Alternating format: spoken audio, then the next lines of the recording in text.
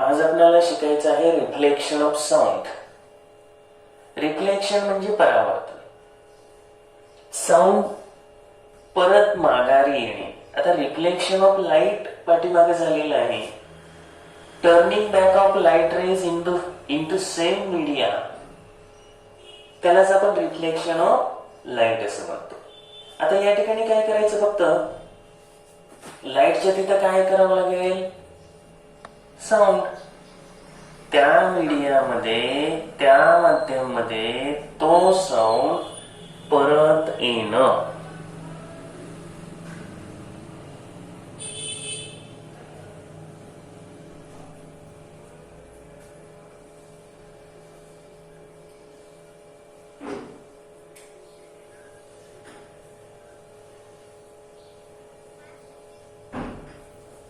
त्याच माध्यमामध्ये तो साऊंड परत फिरणं, त्यालाच आपण रिफ्लेक्शन ऑफ साऊंड म्हणतो. आता रिफ्लेक्शन ऑफ साऊंड समजण्यासाठी अगदी स्टार्टिंगला आपल्याला एक छोटासा आणि अतिशय सिंपल एक्सपेरिमेंट दिलेले. चला स्टार्ट करू. Make 2 sufficiently long identical tubes out of cardboard. ह्या एक 2 लॉंग ट्यूब्स घेतलेल्या आहेत. Arrange them on a table in front of wall. He wall दाखवलेल्या वॉलच्या समोर टेबलवर या 2 ट्यूब 12.2 फिगर मध्ये दाखवल्याप्रमाणे अरेंज करा. Place a clock near the end of one tube. कोणत्याही एका ट्यूबच्या जवळ इथं असं टिक करणारे घड्याळ ठेवायचं. आता दुसऱ्या ट्यूब कडे तुमचा कान जाऊ द्या. काय करायचं, ही पहिली ट्यूब आहे अशीच राहू द्या. दुसरी ट्यूब थोडी पुढे मागे करायची, अँगल ऍडजस्ट करायचा आणि ह्या घड्याळाच्या टिकटिकचा आवाज अतिशय चांगल्या पद्धतीनं येईल तिथं ती स्टॉप करायची. आता मध्ये इथं एक परपेंडिक्युलर काढायचंय. काय होणार, ह्या ट्यूबने, घड्याळ ज्या ट्यूबच्या समोर ठेवलेले त्या ट्यूबने ह्या नॉर्मलशी परपेंडिक्युलरशी केलेला जो कोन असेल त्याला आपण कसला कोन म्हणू, त्याला कसला कोन म्हणू, बोला.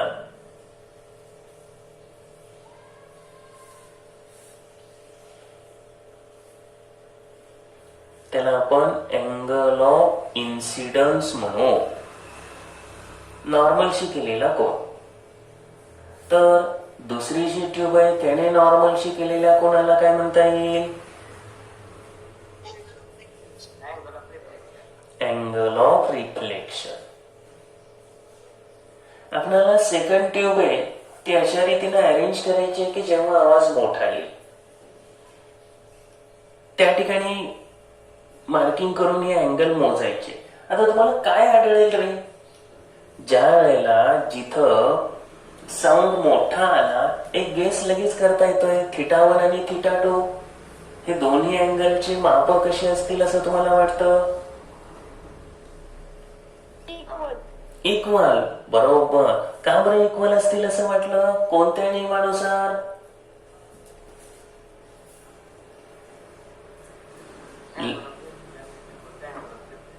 अँगल ऑफ इन्सिडन्स आणि अँगल ऑफ रिफ्लेक्शन हे दोन्ही अँगल समान मापाचे असतात.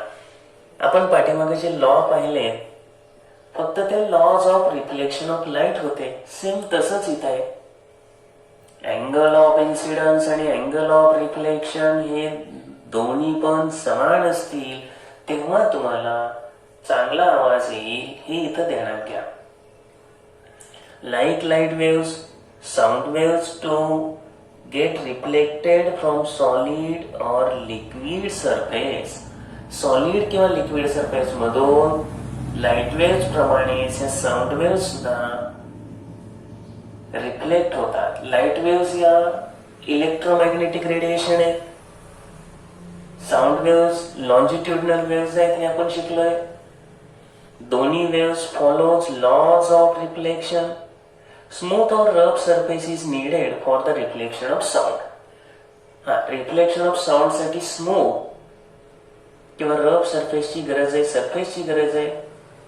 The direction of incident sound wave and reflected sound wave makes equal angles with the perpendicular to the surface and all three lie in the same plane. म्हणजे laws of reflection हे follow केले. Incident ray, reflected ray opposite side of normal. Angle of incidence is equal to angle of reflection. त्याचबरोबर तिन्ही same plain मध्ये राहणे, हे lodge of reflection follow केले. यानंतर आपल्याला पुढे दिलेले good and bad reflectors of sound. साऊंडचे गुड आणि bad reflectors. How much of the incident sound gets reflected decides whether a reflector is a good or bad reflector. Incident sound किती reflect होतो त्याच्यावरून तो गुड आहे की bad reflector आहे हे ठरवलं जाईल. A hard and flat surface is a good reflector. Hard आणि flat surface हा good reflector आहे. while clothes, paper, curtains, पडदे, carpet, furniture absorb sound instead of reflecting it. Therefore, they are called bad reflectors. जे बहुतेक sound reflect करतात ते good reflector झाले आणि जे ऍब्सॉर्ब करून घेतात रिफ्लेक्ट करण्याऐवजी मग क्लॉथ्स असतील, पेपर असतील, कर्टन्स असतील, पडदे, कार्पेट, फर्निचर यांना बॅड रिफ्लेक्टर्स म्हणतात. ते रिफ्लेक्ट नाहीत करत. आपल्या खोलीच्या बाहेर जर आवाज जाऊ नये असं वाटत असेल तर आपण खोलीला पडदे लावतो, साऊंड ऍब्सॉर्बिंग मटेरियल बसवतो, ऍब्सॉर्बिंग म्हणतो. ते झाले bad reflectors, the absorb sound. यानंतर आपण इको पाहणार आहोत. आता बऱ्याच वेळेला काय होतं, इको प्रतिध्वनी. तुम्ही एखाद्या हिस्टॉरिक प्लेसला गेल्यानंतर विजापूरच्या गोलघुमटला गेला असाल किंवा आणखी काही ठिकाणी काही किल्ल्यांवर वगैरे गेला असाल तर ह्या इकोचा प्रत्यय तुम्हाला डेफिनेटली येतो. इको हा सुद्धा एक रिफ्लेक्टेड साऊंडच आहे. चला स्टार्ट करू आपण. इको.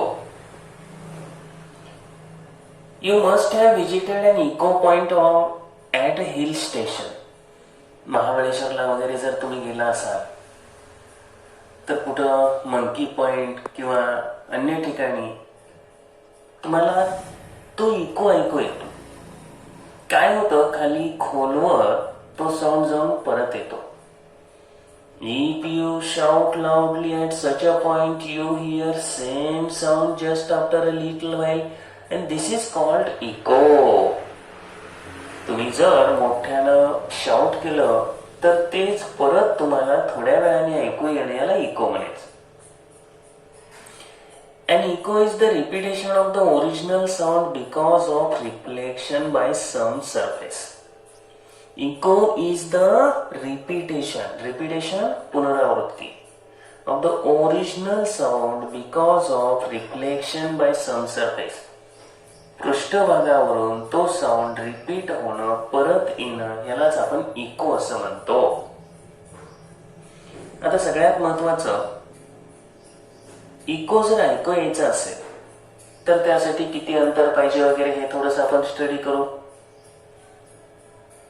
या ठिकाणी आपल्याला इकोचा ऐकू येण्यासाठी जनरली तुम्हाला माहिती आहे ध्वनीचा वेग हा आपल्याकडं 346 मीटर पर सेकंद दिलाय. तो 343, 344 असा अप्रॉक्सिमेट घेतला तर इथं काय सांगितलंय पहा, साधारणपणे ओरिजिनल साऊंड ऐकू आल्यानंतर डिस्टिंक्टली, सेपरेटली तो वेगळा ऐकू येणं, त्यालाच आपण इको म्हणतो. At 22 degrees Celsius, what must be minimum distance between source and reflecting surface? तर 22 डिग्री सेल्सिअसला साधारणपणे 22 डिग्री सेल्सिअसला minimum distance between source and reflecting surface हे किती असावं ते शोधायचंय. 22 डिग्री सेल्सिअसला velocity of sound in air 344 metre per second आहे आणि आपल्या ब्रेनवर 0.1 सेकंद तो साऊंड त्याचे अस्तित्व राहतं. त्यामुळं एखादा साऊंड कानावर आल्यानंतर 0.1 सेकंदानंतर येणाराच साऊंड आपल्याला सेपरेटली डिस्टिंक्टली आयडेंटिफाय करता येतो. थोडक्यात पहिला साऊंड तुमच्या कानावर आला आणि तो साऊंड आणखी त्याचं मेमरी त्याच्यामध्ये त्याचं अस्तित्व आहे तोपर्यंत दुसरा आला तर दोन्ही साऊंड सेपरेटली ऐकू येत नाहीत, गोंधळ उडतो. त्याचबरोबर तुम्हाला हे समजण्यासाठी आणखी एखादं सोपं उदाहरण सांगतो. एक हातामध्ये उदबत्ती घ्या आणि उदबत्ती पेटवा. काय करायचं, ती उदबत्ती अशी राऊंड फिरवायची, अशी वेगाने वेगाने फिरवा. तुम्हाला काय दिसतं रे, जेव्हा पेटती उदबत्ती किंवा फुलभाज्या तुम्ही अतिशय वेगाने फिरवता काय जाणवतं? उदबत्ती किंवा फुलभाज्या वेगाने फिरवल्यावर तुम्हाला काय जाणवतं? एक रिंग तयार होते, एक सर्कल तयार होतं. कारण आपण ऍक्च्युअली फिरवताना काय झालेलं असतं, तुम्ही ज्या वेळेला अशी उदबत्ती फिरवता ना round and round and round, कसं काय रिंग तयार होते, सर्कल कसं तयार होतं? का बरं? स्पीडमुळं. काय नेमकं काय घडलेलं असतं तिथं?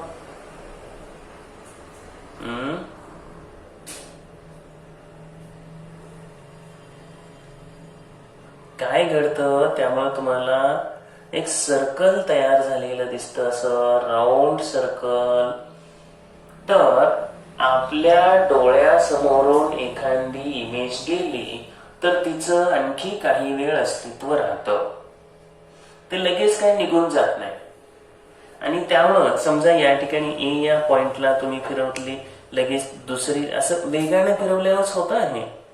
तर पहिलं तिथं अस्तित्व असतानाच दुसरं तयार होतं आणि त्यामुळे ते सलग एक सर्कल दिसतं. त्याला म्हणतात काय?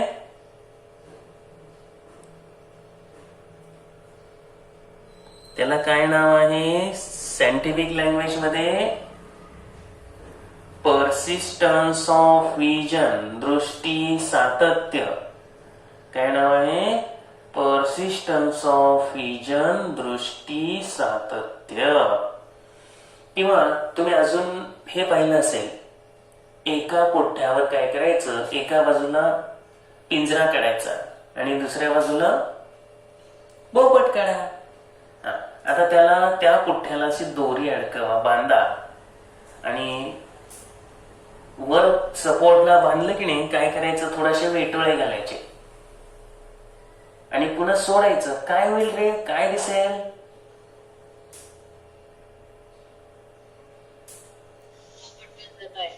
पोपट पिंजऱ्यात आहे असं दिसेल. ऍक्च्युअली आपण पिंजऱ्यात पोपट काढला होता का? नाही. एका बाजूला पिंजरा काढला, एका बाजूला पोपट काढला आणि दोऱ्यानं लटकवलेल्या त्याला आपण अनेक वेटोळे देऊन सोडलं, असं म्हणजे फिरवलं आणि सोडलं. काय दिसलं? पिंजऱ्यात पोपट. आता हे का झालं? काय म्हणायचं त्या प्रिन्सिपलला? कशामुळे झालं?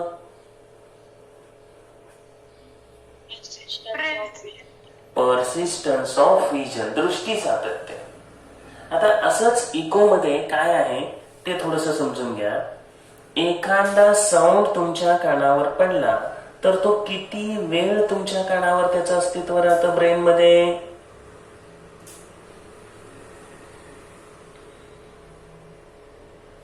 पॉइंट 0.1 सेकंद राहतं. आणि मग त्या पहिल्या साऊंडचं अस्तित्व असताना जर दुसरा साऊंड आला तर तो तुम्हाला डिस्टिंक्टली म्हणजे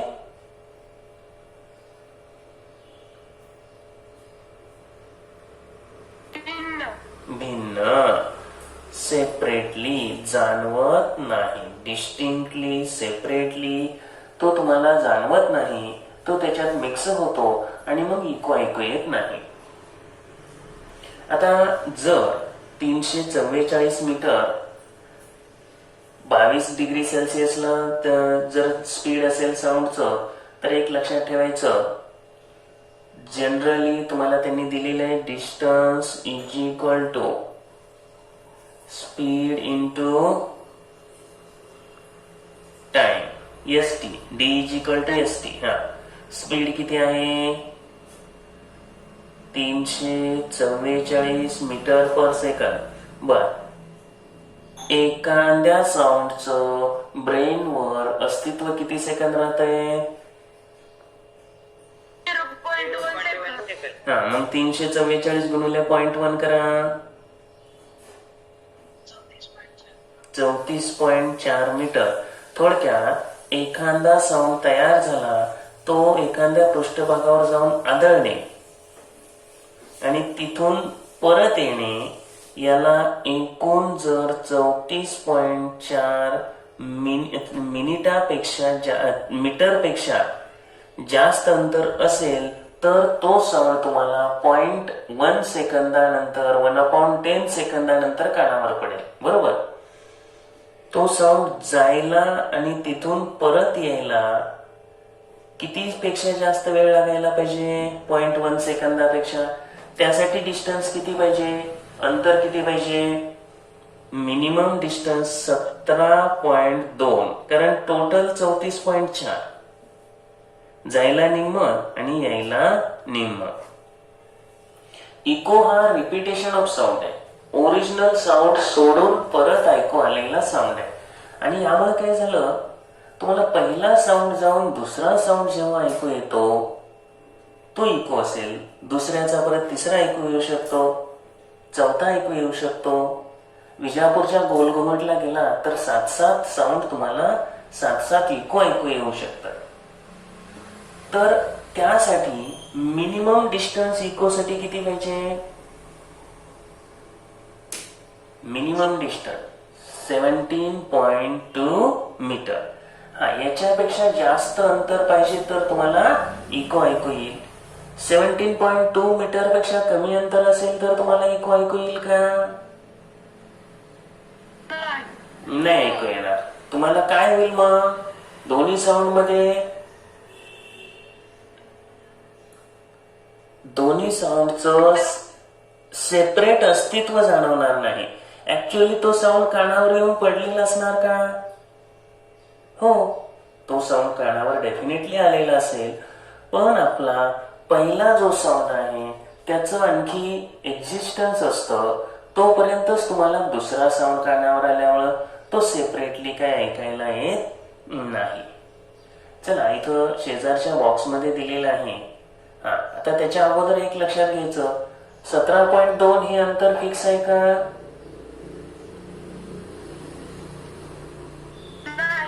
काय मग काय असू शकतं त्याच्यामध्ये? थोडंफार कमी जास्ती असू शकतं. का बरं? Speed, velocity of sound wave साऊंडचा कशावर अवलंबून आहे? Temperature of air, distance. म्हणजे या ठिकाणी कसं आहे, टेम्परेचरवर अवलंबून आहे. म्हणजे टेम्परेचर बदललं, ह्युमिडिटी बदलली, डेन्सिटी बदलली तर हा वेग बदलू शकतो. त्यामुळं हे एक अप्रॉक्सिमेट अंतर आहे. नाहीतर आता मी ज्या खोलीमध्ये बसलेलो आहोत किंवा ज्या घरामध्ये आहोत किंवा आपल्या क्लासमध्ये आपल्याला इको ऐकायला येतो का? नाहीये. पण जर तुमची रूम, खोली, तुम्ही जिथं बसलाय तिथून तुमची भिंत एक 18 मीटरवर असेल, 18 मीटर अंतर खूप झालं, 18×3 = 54 आणि पुन्हा वरचा पाव, कारण एका मीटरमध्ये साधारण 3.25 फूट असतं, तर त्यामुळे 18×3 = 54, 56 म्हणजे साधारणपणे 60 फूट मिनिमम एवढं अंतर असेल तर तुम्हाला तुमच्या खोलीमध्ये सुद्धा इको या ठिकाणी प्रतिध्वनी ऐकू येण्याची शक्यता असते. त्याच्यामध्ये अंतरामध्ये चेंज होऊ शकतो सांगितलं. वेगवेगळ्या ज्या कंडिशन्स आहेत, वाऱ्याचा वेग असेल, टेम्परेचर असेल. कारण आता बघा हिवाळा चालू आहे, हिवाळ्यामध्ये आपल्याला रेल्वेचा साऊंड कसा ऐकू येतो रे? सकाळी सकाळी लांब पर्यंत येतो की नाही, पण उन्हाळ्यामध्ये नाही. म्हणजे ह्या पण गोष्टी थोड्याशा महत्वाच्या आहेत तिथं. इको हा अत्यंत महत्वाचा भाग आहे. सायन्स इन सराउंडिंग असा शेजारी बॉक्स आहे, त्यात दिले बघा, echo can be heard multiple times due to continuous और मल्टिपल रिफ्लेक्शन्स. खूप वेळेला, अनेक वेळेला जे रिफ्लेक्शन घडून येतं आणि त्याच्यातूनच हे ऐकायला येतं. The Gol Ghumat in Vijapur in Karnataka state is an excellent example of this. विजापूरच्या गोल घुमटामध्ये हे एक अतिशय उत्कृष्ट नमुना आहे इकोचा. किंवा अनेक गड, किल्ले, राजाचे पॅलेस, याच्यामध्ये काय असायचं, कन्स्ट्रक्शनच असं असायचं की खाली दरबारात बोललेली माणसं, इकडे तिकडे बोललेली माणसं डायरेक्ट राजापर्यंत पोहोचायचं. होती की नाही सिस्टीम अशी? जरा बघा इतिहास. हो, खूप चिकित्सेनं, खूप मोठं इंजिनिअरिंग त्यावेळेला सुद्धा डेव्हलप होतं असं म्हणावं लागेल. नाहीतर आज शिवाजी महाराजांना 350 वर्षापेक्षा जास्तीचा कालखंड लोटून सुद्धा आज किंवा इतरांचे सुद्धा जे किल्ले आहेत ते अजून पण आहेत ना. परंतु आपले 4 वर्षापूर्वी बांधलेला नदीवरचा पूल पडलेली उदाहरणं ऐकायला मिळतील किंवा घरं पडलेली ऐकायला मिळतात. हे उदाहरण तुम्हाला त्यावेळेची अत्यंत उत्कृष्ट स्थापत्य कला त्याचाच नमुना आहे. त्यानंतर आपल्याला यूज युअर ब्रेन पॉवर मध्ये प्रश्न विचारलेला आहे. चला त्याच्याकडे जाऊ. To hear echo distinctly will the distance from the source of sound to the reflecting surface be same at all temperature. काय उत्तर याचं द्यावं लागेल तुम्हाला? इको सेपरेटली ऐकू येण्यासाठी 17.2 मीटर हे अंतर ऑल टेम्परेचरला सेम असेल काय? करा बरं गेस. ऑल टेम्परेचरला नसणार, तर हे सेम नसणार. का बरं? का सेम नसणार? बोला की. हा बरोबर आहे. नो हेच आन्सर आहे, बरोबर आहे. पण का? स्पीड ऑफ साऊंड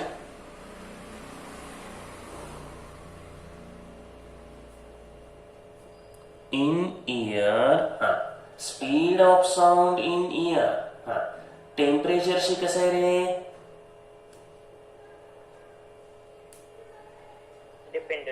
डिपेंड आहे. तर speed of sound in air आपल्याला पाठीमागे तर झालेला आहेच. या ठिकाणी साऊंड जो आहे तो टेम्परेचरशी कसा दिलेला आहे? Directly proportional to square of temperature. म्हणजे टेम्परेचरच्या स्क्वेअर रूटशी, स्क्वेअर रूट ऑफ टेम्परेचर हे आपल्याला ऑलरेडी झालेले आहे. त्यामुळं टेम्परेचर वाढलं की हा वेग वाढतो, टेम्परेचर कमी झालं की हा वेग कमी होतो. थोडक्यात स्पीड ऑफ साऊंड